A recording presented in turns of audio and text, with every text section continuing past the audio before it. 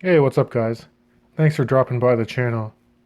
In this video, I'm going to do a head-to-head comparison between two of Steinhart's best-selling Ocean One lineups.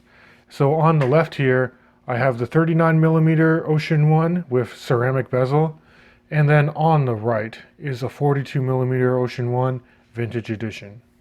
Looking at these watches close up, I think you can see that they do share much of the Steinhart design language with respect to case shape and bracelet, but there are numerous differences between these watches, which I'm going to go through throughout this video review, and I'm going to discuss the negative and positive aspects of both timepieces. So I'm going to start off with the dimensions, and let's first discuss the smaller of the two watches. This is, of course, the 39mm Ocean One, which is it's a homage to the more recent iterations of the Rolex Submariner that has the date magnifier here, the Mercedes handset, and white applique indices over a nice contract black bezel. So as the name implies, you do have a 39mm case. Flipping to the side, lug to lug, you're looking at 47mm. Case thickness is around 13mm to a flat sapphire crystal. But again, if you do include that Cyclops there, it does stick out a little bit higher than the crystal itself, so it will be slightly taller that way. And then the lug opening here for your oyster style bracelet is 20mm. So really nicely proportioned watch and very comfortable on wrist. Now, the upgrade that is noteworthy to this particular version of the Ocean One is this glossy black ceramic bezel, which I think makes the watch a little more understated and easier to dress up if you need to. And also being scratch resistant is a really nice added benefit. So this is a 120 click unidirectional bezel. Like most Steinhart bezels I've owned, it's very stiff, but the detents are very satisfying. And once it's locked in, there's no backplay either. Now you will note that there is a nicely loomed triangle on this bezel, and the applied indices and handset do use BGW9 Swiss Superluminova. So this watch has a nice blue hue to it in low light conditions, and I'll do a loom shot side by side with the 42mm vintage version of the Ocean One later in this video. Now the movement inside this Steinhart is an ETA 2824-2 in a Laborer grade, which means it's the top grade version of this particular movement, which is really nice to see at a watch at this price point. I think currently Steinhart lists this watch for around 450 euros. And at that price, it's really nice to see a high-end Swiss movement that if you unscrew the screw-down crown, you can manually wind the movement. Pulling out to the first position is your quick date function. Pulling it all the way out hacks the movement, and then you can quickly adjust your time. And of course, with this movement, you get a 4 Hz beat frequency, so you can see a very nice sweep to that second hand. Alright, flipping to the side, all the Steinharts that I've owned have this very straight case profile. The lugs are also in high polish. You get your signed Steinhart crown there. The crown is nicely gnarled and you do have crown guards. Although I will say one of the negative aspects for me with larger fingers is it's harder to operate the crown and this bezel because the watch is smaller than the watches I typically wear. So just be aware of that if you're going to be constantly fooling around with the bezel or the crown. Now finishing on this watch is pretty standard. Again, high polish on the flanks of the case, and then you move into brushing along the tops of the case here. And then let's talk about this oyster bracelet. So standard Steinhart affair. It tapers really nicely from 20 mil here all the way down to 16 at the clasp. If you flip to the side, you can see that there's high polish on the sides. The links are fixed with screw pins, which is really nice. The clasp has 4 micro adjustment holes, and then it's your standard fold over with the stamped or signed Steinhart logo here. And then you have a nicely milled out swing arm. You can see that the end links to the bracelet are solid. And then for this Ocean One, you have the gentleman riding a seahorse deeply engraved into the case back there. And then you have your standard information, just letting you know that this is 316L stainless steel construction. You have that Swiss automatic movement, 300 meters water resistance, which is aided by the case back being screwed down as well. Okay, here's a quick wrist shot of the Steinhart 39mm Ocean One on my wrist. And for me, for an everyday watch, and you're going purely for comfort, I think this watch sits extremely well.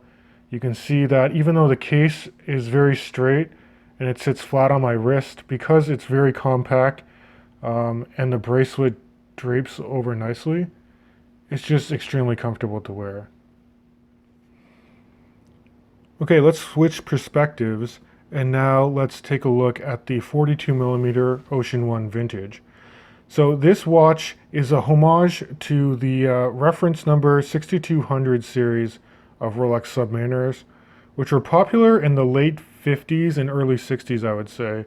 So it's the no-date version of a sub. Okay, so let's go over the dimensions of this watch. Now, again, this is a 42mm watch, but an important thing to note is that the bezel on this particular watch flares out past the case ever so slightly.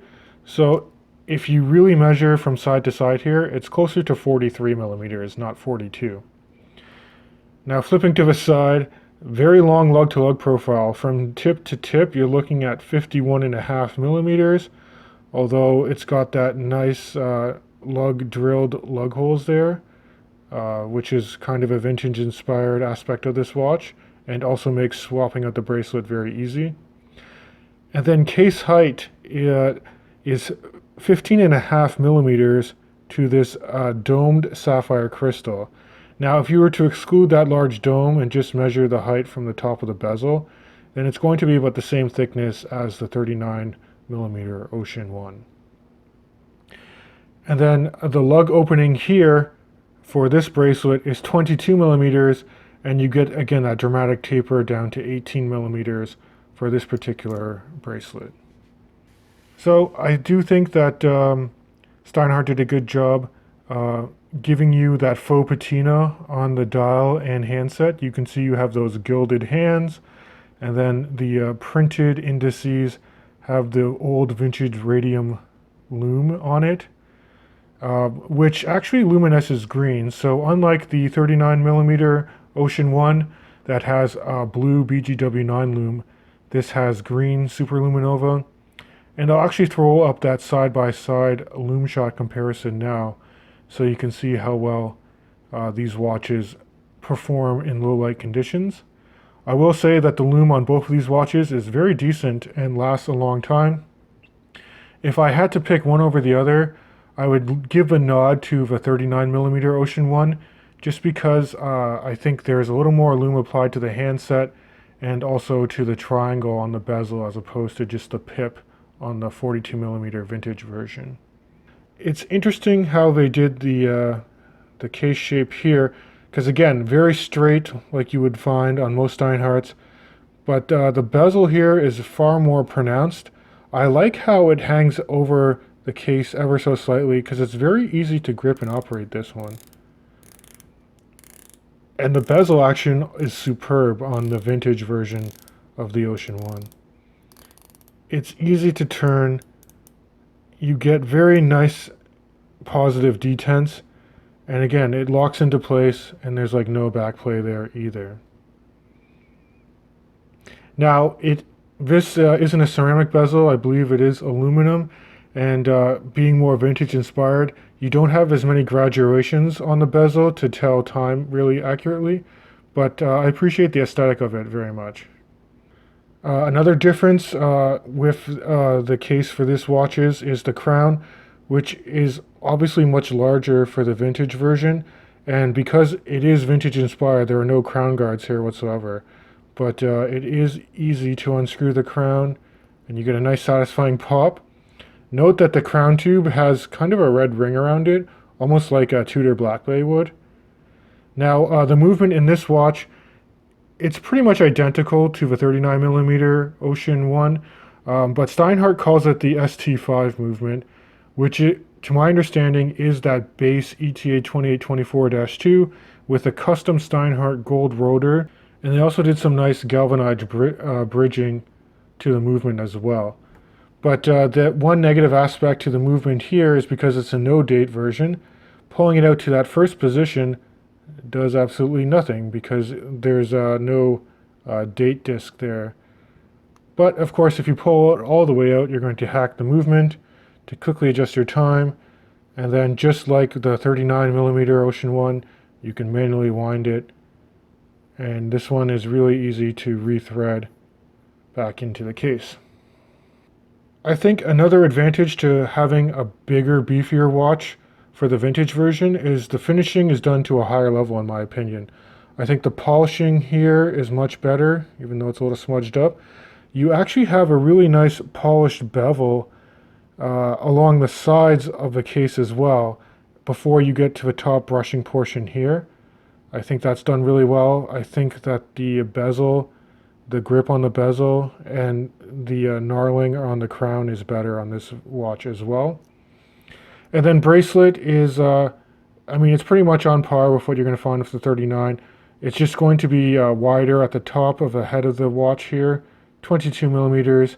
But again, you get the same brushing 3-link system, same polishing on the sides, and the same screws to fix the links. Same number of micro adjustment holes, similar clasp. Same milled out section here.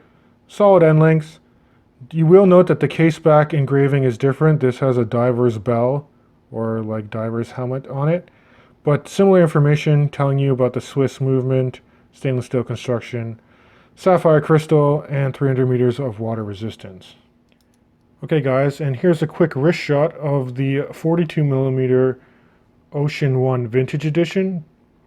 Now you can see that it is much longer lug to lug on my wrist, but I can still pull it off pretty well. But I will say my wrists are about just over 7¼ inches. If you have a wrist size under 7 inches, you might not find this very comfortable to wear because I think the lugs, because they're so straight, might just overhang your wrist bone a little, and it might not be as comfortable. So Alright guys, so time for some closing thoughts. Before I forget though, this vintage version is slightly more expensive on the Steinhart website. It goes for just over 500 euros, where again, this one is closer to 450. So let's talk about advantages over the 39mm Ocean 1. Well, I do enjoy the ceramic bezel material more, although it is slightly harder to operate in my opinion. But where this, I think, outclasses the vintage version is, I think the contrast and the visibility is better on this watch with the black dial and then the white applique indices. I think the lume is better on this watch, and I think the overall comfort on wrist, you really can't beat this 39mm version of the Ocean 1 if you just want a comfortable dive watch to wear. Okay, and let's talk about advantages for the 42mm vintage version of the Ocean 1. Well, I think that the finishing and operation of a crown and bezel is a lot better on the vintage version of this watch. And I think a little more attention to detail was paid to this watch just to make it look vintage with the faux patina there. It's really difficult to do a really good domed sapphire crystal with anti-reflective application, but I think Steinhart pulled it off really well here. And if you're going for more wrist presence, then I think the vintage version is the way to go. So that about wraps up this video, guys.